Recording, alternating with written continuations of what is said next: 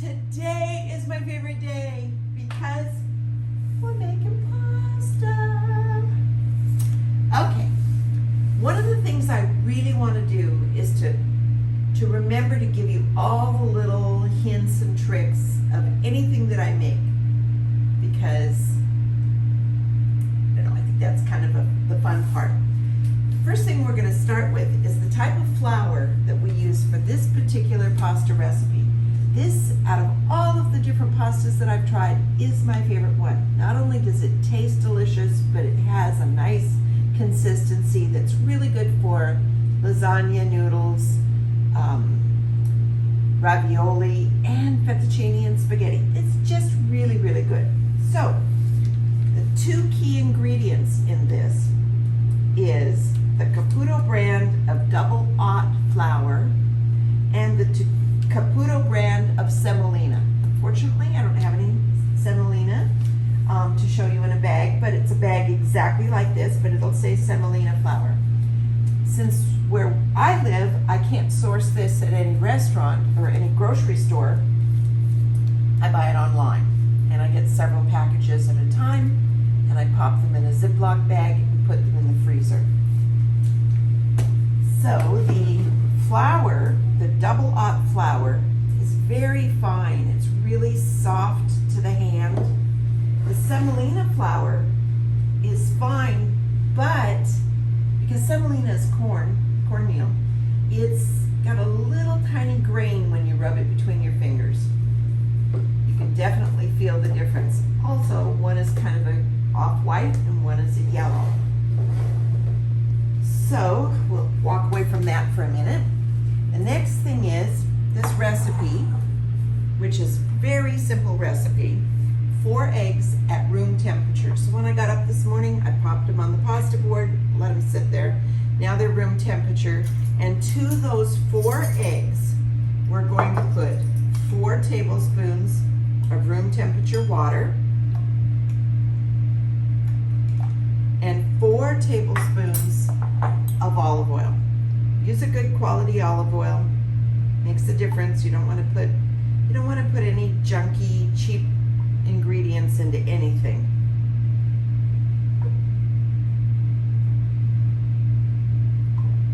And you're going to add, I forgot to do that. I have to bring it over here.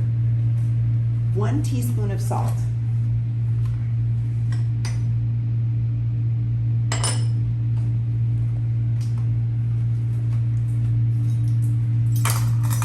You'll want to mix all that together. And once that's whipped up, then we're going to measure out 1.5 cups of double aught flour and 1.5 cups of semolina.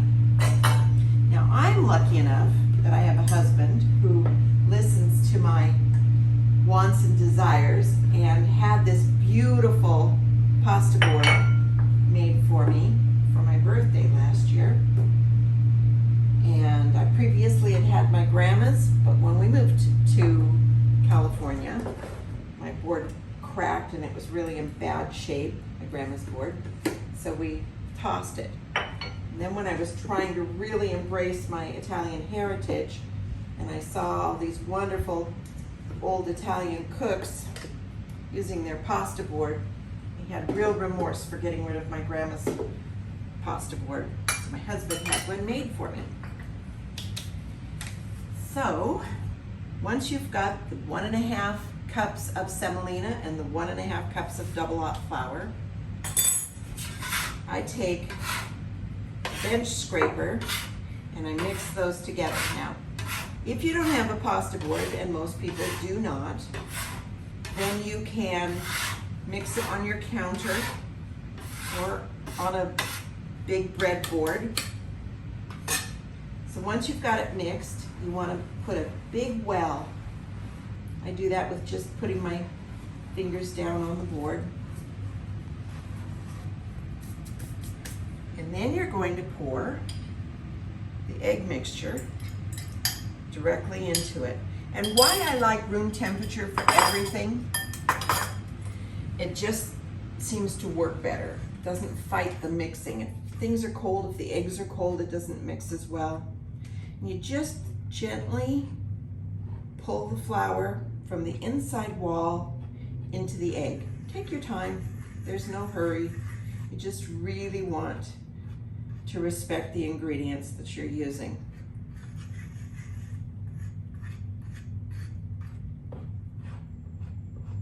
You can tell little by little, you have less liquidy egg and more floury mixture into it. If you break that wall, the egg will slide and have a little bit of a mess, but you've got that bench scraper so you can bring it back to the center. Now you can see you've got very little liquidy egg and mostly it's pretty firm in there. Now you can start bringing in the rest of the flour. And I like to do this part with my bench scraper. Not that I mind getting my hands messy, I don't, but this just really incorporates the flour nicely. And when you make pasta dough, quite often you'll have more humid weather. Some days it'll be dry. Where I live in the desert, so it's usually dry. But today we're having monsoon weather outside. So you can't ever count on just exactly having it turn out the way it turned out the last time you made the dough. So you have to get your hands in, get it messy, mix it up. It's starting to feel really good. I rarely have to alter this recipe, but I make pasta a lot. On a few occasions, I've had to add a little bit more liquid. That's difficult to, if it's too wet, it's difficult to add dry. I've never had to do that with this recipe, ever, ever, ever. But on a couple of occasions, I've had to add wet because it's too dry on my hands. And this batch that I'm making right now is not that way, but I'll tell you what to do. So if you're kneading it like this and you're finding that it's too dry, you go over to the sink, you wet one hand, shake off as much water as you can, and you walk that hand back to this pasta and you put it on. That should take care of the dryness because of the ratio of this pasta is really, really good, liquid to dry. If it doesn't, you might have to do that same thing one more time. But you really have hardly any water on your hands when you're doing that, or on your one hand. And then you're going to knead it for 10 minutes. And kneading is just a matter of pushing with this part of your hand, push down, pull back, push down, pull back. And right now, if we were to try to make pasta out of this, it would be a hot mess because you can feel it. There's grit and dry spots, and it just doesn't feel good. When you feel these little cracked spots, they don't feel good at all. So you have to knead it until it all feels smooth. So I'm going to go ahead and knead, and then we'll come back and I'll show you what the finished product looks like. Okay, I've been kneading this pasta for about 10 minutes. And the way you can check to see if you've been kneading it long enough is you're going to push your thumb into the pasta, and if the pasta starts to come back up, then you're doing pretty good. Now this is the heaviest part, but this part that I pushed at, it pops back up. That's what you want. So you take your pasta ball, put it on plastic wrap, and then you're gonna wrap the plastic wrap tightly around the pasta ball. Trying not to have any air pockets in the plastic wrap. Okay. Now, if you could definitely make pasta right away once you get to this stage, but I like to let the pasta rest. So for at least a half hour is my comfort. If you're gonna make this in the morning, let's say before you go to work, because it really doesn't take any time. It takes about 15 minutes from start to finish to make pasta. Then you can pop it in the refrigerator, wrapped in the plastic. When you get home from work, take it out, let it rest for about a half hour, and then you can make the pasta. So I'm just gonna leave it here on the pasta board, and you can see that the pasta board, with just a very few little crumbs, was really, really dry. It would be the very same if I did it on the counter. It would be very dry. You don't need to add extra flour when you're rolling it, and nothing. It just really is a perfect dough. And I'm not sure if I told you, but I'll tell you again if I did, excuse me. But the pasta flour that I buy, the double aught and the semolina, when I buy it, I leave it in the pasta bags, I put it in Ziploc, and I put it in the freezer. It will last 2 years in the freezer. Lots of people don't make pasta a lot, as often as I do, so you definitely do not want your flour to go bad. So we're gonna let this rest, and then I'm gonna come back and I'm gonna show you my favorite pasta tools and how we roll it out. So I'll see you in a few. Welcome back. Our pasta has been resting for a half hour and it's just beautiful. I can hardly wait to get into it. But first I wanna show you a couple of things. So when you make pasta, you don't have to have drying racks, but I like to have drying racks. It's better than putting them in a little circle and hoping that they don't stick, and these are just easier.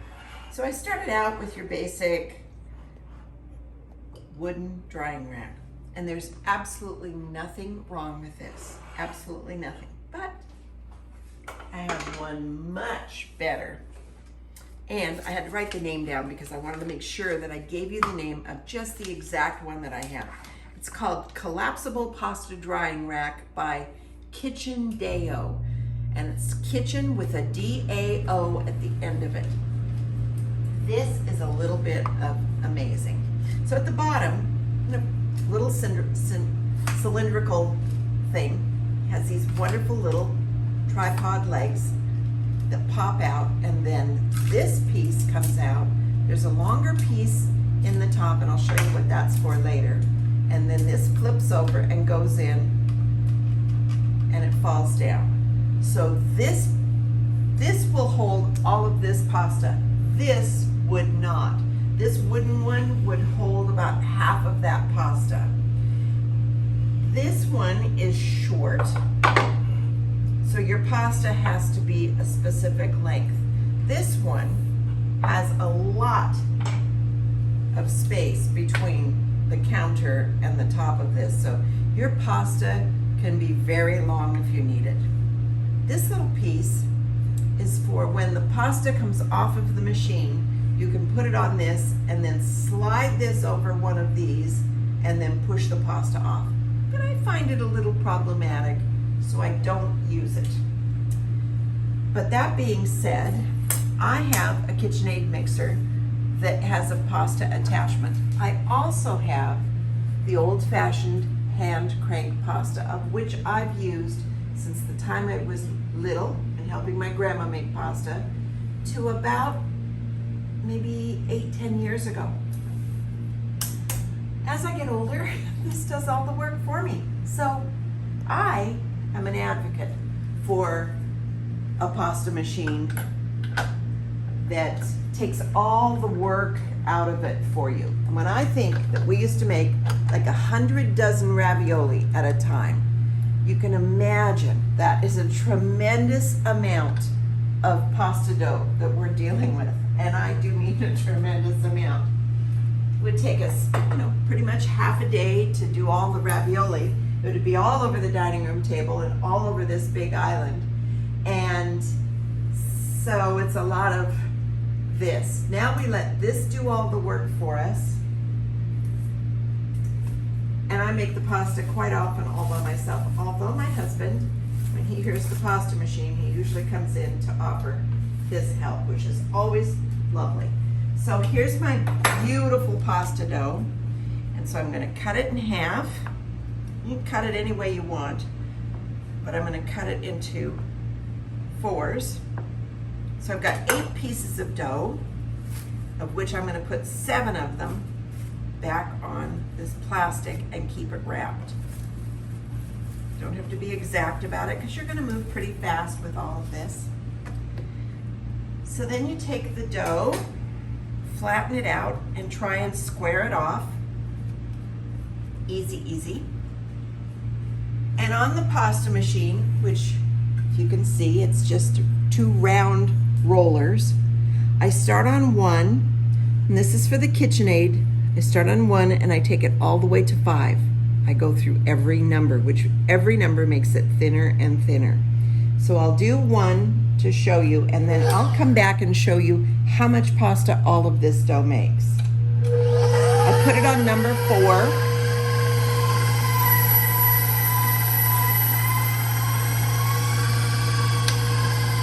Now I'm on number 2.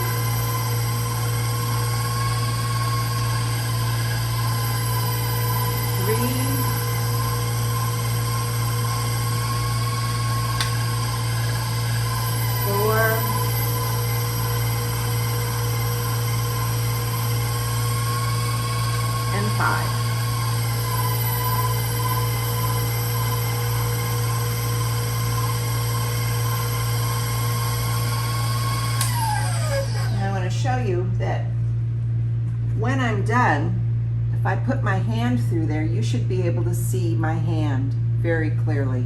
I hope you can get that on the camera.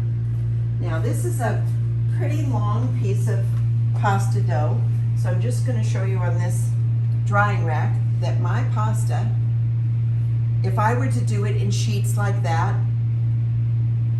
I could dry it like this. If you're going to make lasagna, measure your container that you're going to make the lasagna in, and then just cut the dough. So I would cut this thinner part, cut it so you've got beautiful sheets. You don't have to cut it in strips like we buy it when it's dry. Leave it in big wide sheets like this. You might take a couple of sheets per layer. And then when you have the excess pasta, roll that up, put it back in this little plastic wrap of pasta, and at the end, you can take all those little scraps and roll those into more dough. So I'm going to do all of these, and then we'll come back and I'll show you how much dough all of this made. Okay, we're done rolling the pasta out. It took about 6-7 minutes to get this much pasta at this stage. And when you get to this stage, you want to then be able to cut it into the pieces or the sizes that you want. Now, if you were going to make ravioli, you would just leave it like this. I would not roll it all out at one time. I would roll out, put the filling in over, and then roll more. Because as you leave it like this, it starts to dry. When you're making ravioli and you need the dough to cling to itself, you don't want it to dry. But we'll make ravioli one day, and then I'll have a video for you on that. But currently, we're going to take all this pasta and cut it into fettuccine. I already have the fettuccine attachment into the KitchenAid, and it's secured in there nice and tight. And so I will show you on a couple of these, and then I will just do the rest without you having to hear the noise of the machine. But we'll cut a couple pieces. And again, I put it on number 4. This is wonderful dough to work with, just wonderful.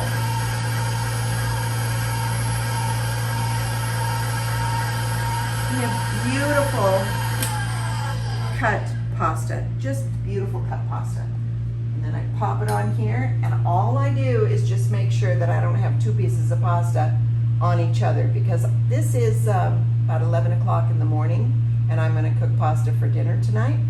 So I want it to dry without sticking onto itself. But it's such beautiful dough. Gosh, it's just so easy to work with. So you can see this is really an easy process. Now, if you were using a hand crank pasta machine, it goes a little slower, but it's not a big deal. This thing makes my life so much easier. And so I'm going to cut all the pasta, and then I'll get back with you. All right, we've cut all the pasta. It's absolutely beautiful. Every little bit of it is just gonna sit here until it's time for us to have dinner tonight.